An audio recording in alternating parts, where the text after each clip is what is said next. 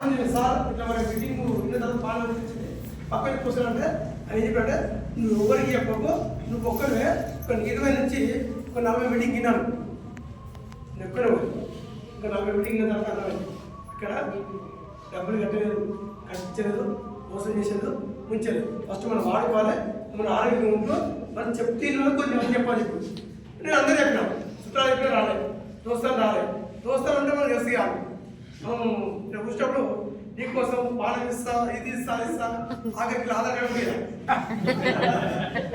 రాలేదు మళ్ళీ వస్తే మాటలు రాలే నాకు అర్థమైంది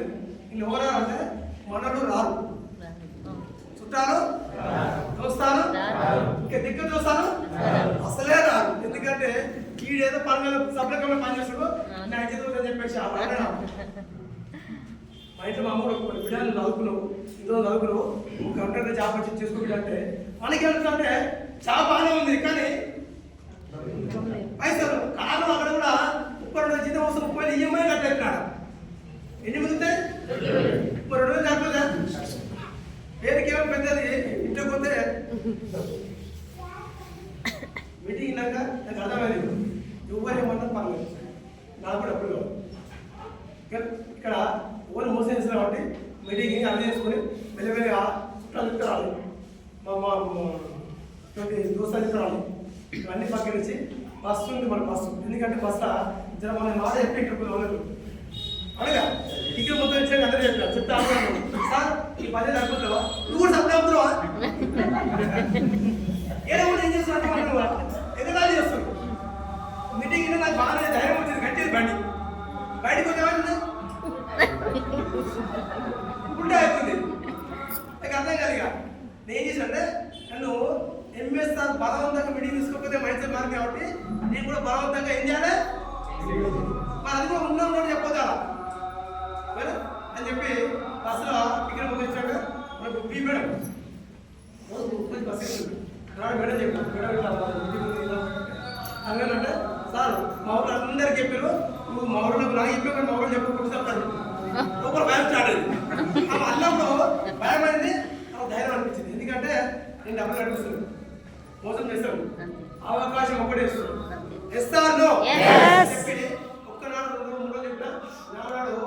మా డ్రైవర్ చెప్పి ఆ మీటింగ్ రావడం వస్తుంది కాబట్టి నువ్వు కూడా బస్ ఆపుకొని చెప్పాను మామూలు ఆల్రెడీ సరిగ్గా బస్సు సరిగ్గా బస్సే అప్పుడు మామూలు మేడం ఆల్రెడీ రాను నేను బస్ అయిపోయింది ఫోన్ చేసి అంటే మనకి తెలుసు కానీ నేను చెప్పాను అర్థమైంది గుడుకోవాలంటే బస్ ఎక్కాలంటే నా మాట అనగా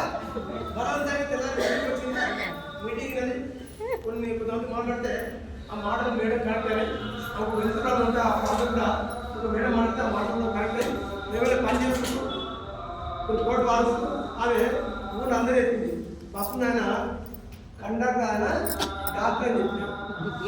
ఏం చెప్పింది అప్పుడు ఏం చేసినట్టు ఎప్పుడు అందరూ బస్సు కానీ సార్ నాకు ముఖాలు నొప్పి నాకు పని నొప్పి ఉంది నాకు బీపీ ఉంది షుగర్ అంతా ఏం చేసినట్టే నేను సండే ఒక రోజు వీక్ సండే ఒక రోజు హాలిడే ఉంటుంది సండే రోజు నేను చెప్పిన అమ్మ మీకు అన్ని నొప్పులు కాబట్టి సండే ఒక రోజు దావగా ఒప్పండి అని చెప్పిన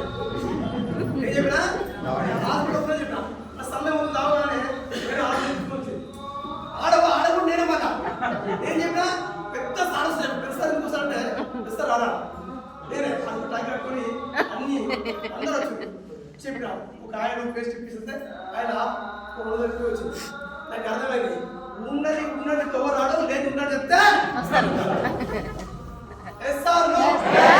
అనిపించింది జనాలు ఎప్పుడు మంచిది నమ్మరు ముంచి అనగా ఇక్కడ అది చెప్పినాక నాకు అనిపించింది నిలబడి స్టార్ట్ చేసుకుంటూ మీటింగ్ పోయాక